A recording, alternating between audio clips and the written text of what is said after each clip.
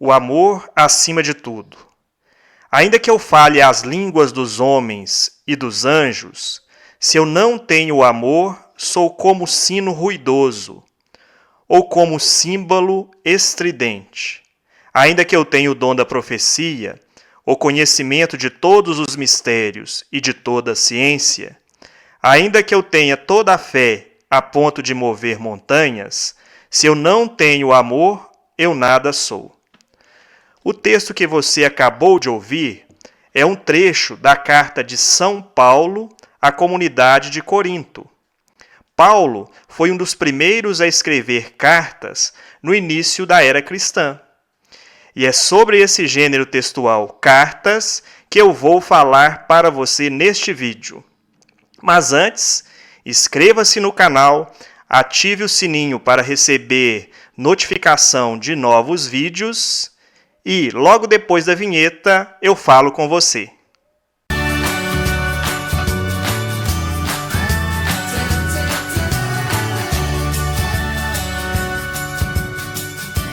As cartas são o meio de comunicação mais antigo do mundo. O que você verá neste vídeo?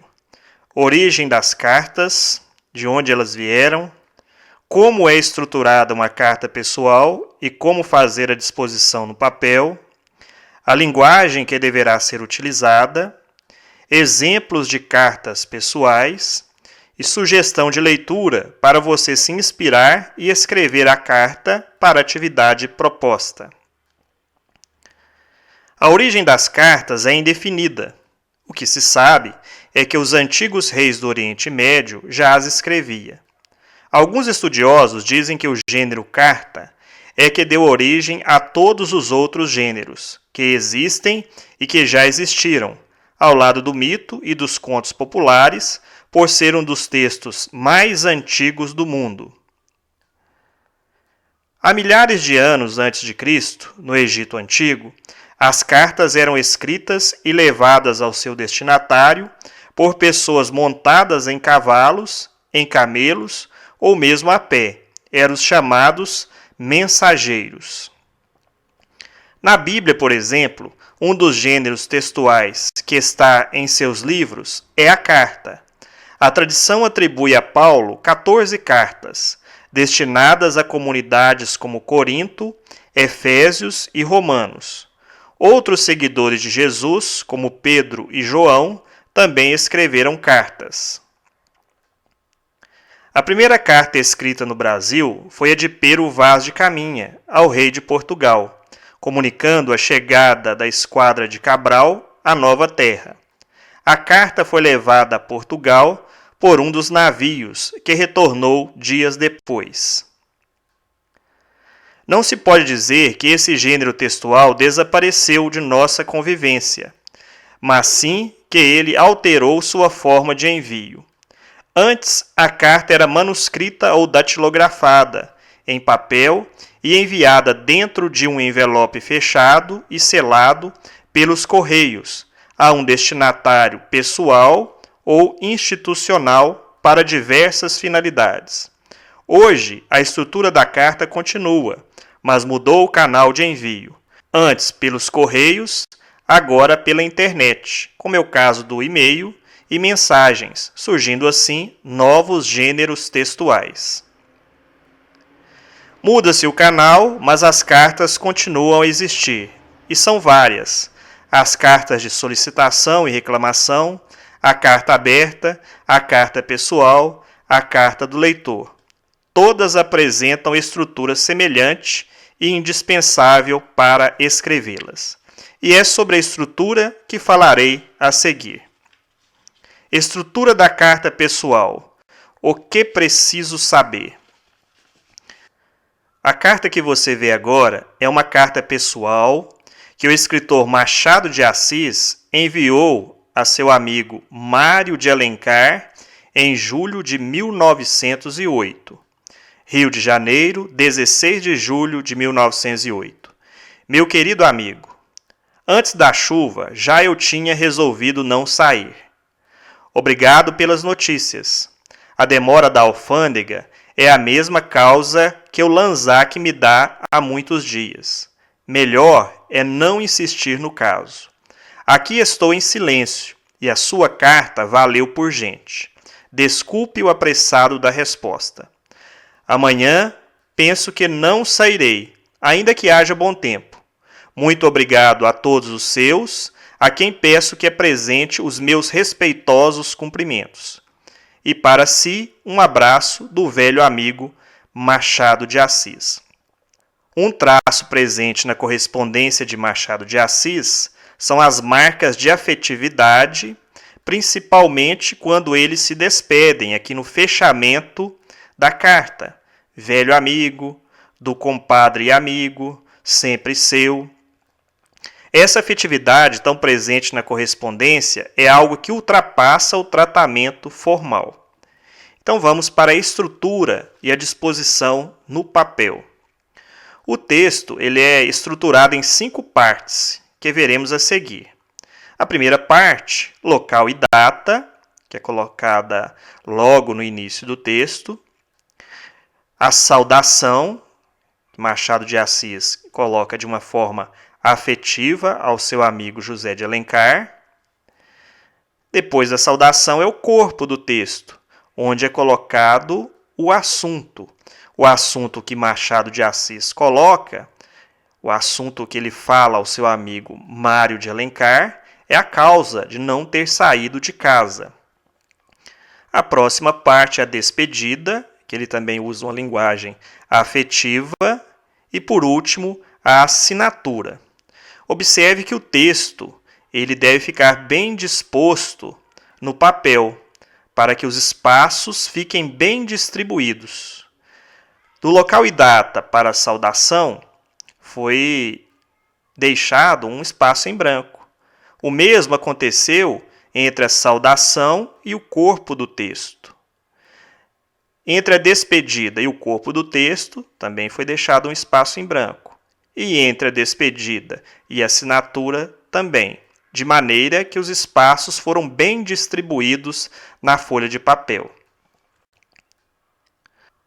A linguagem utilizada vai depender do público-alvo da carta. Então, numa carta pessoal, essa linguagem pode variar de acordo com quem vai receber a carta. Quando a carta é escrita para um interlocutor familiar, íntimo, não há necessidade da utilização da linguagem padrão. Entretanto, quando a carta é escrita para um interlocutor que não é familiar ou a um público em geral, é importante o uso da norma padrão da língua. Nesta carta, em que Machado de Assis envia para um outro amigo, José Veríssimo, ele também utiliza uma linguagem afetiva. Meu caro José Veríssimo, aqui na saudação. E na despedida, da mesma forma, receba ainda agora um abraço apertado do velho admirador e amigo. E a disposição na folha de papel, da mesma maneira que falei anteriormente. Dica de leitura. Sugestão.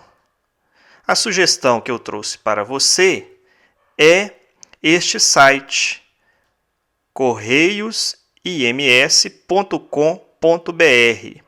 É um site do Instituto Moreira Salles. Nele você encontrará várias cartas pessoais de autores famosos, consagrados da nossa literatura. E depois de ter visto um pouco sobre o gênero carta, a atividade proposta é a atividade do PET 300 anos. É o Mão na Massa, que sugere a elaboração de uma carta pessoal. E qual será o assunto da carta pessoal? Você vai dizer o que o Estado de Minas Gerais representa para você. Além disso, você vai contar um pouco sobre você, onde mora, onde estuda, do que gosta, entre outras coisas que desejar. E a seguir, as dicas para escrever a carta. As cartas devem preferencialmente serem manuscritas, mas podem ser digitadas. Se você escreveu sua carta à mão, deverá escaneá-la ou fotografá-la para envio ao professor. As dicas seguintes se referem à carta escolhida, a que for enviada para a Secretaria de Estado da Educação. Então, veja na sua escola a orientação de seu professor. Inspire-se. Leia com atenção as informações a seguir. Por que escrever uma carta? Primeiro, porque é também uma forma de comunicação, de interação e de se fazer presente. Segundo, porque desenvolve a criatividade e trabalha o campo visual, motor e cognitivo de maneira diferente de quando usamos das tecnologias digitais. Terceiro, melhoram a concentração e habilidade de escrever.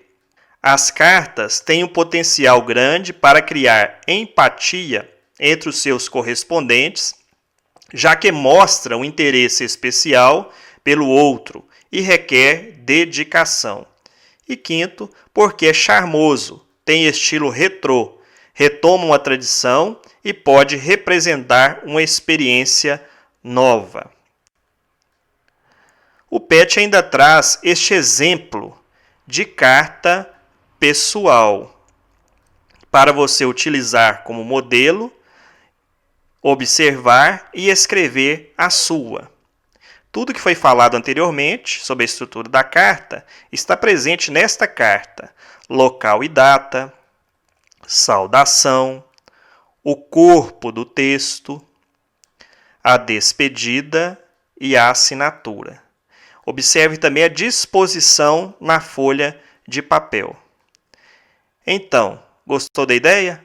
Vamos lá, mãos à obra. Então, esta é a sugestão da atividade que o PET 300 anos nos traz. Eu fico por aqui. Não se esqueça de inscrever no canal, ative o sininho para receber notificação de novos vídeos e dê o seu like. Desejo a você sucesso nos estudos e até o próximo vídeo. Tchau!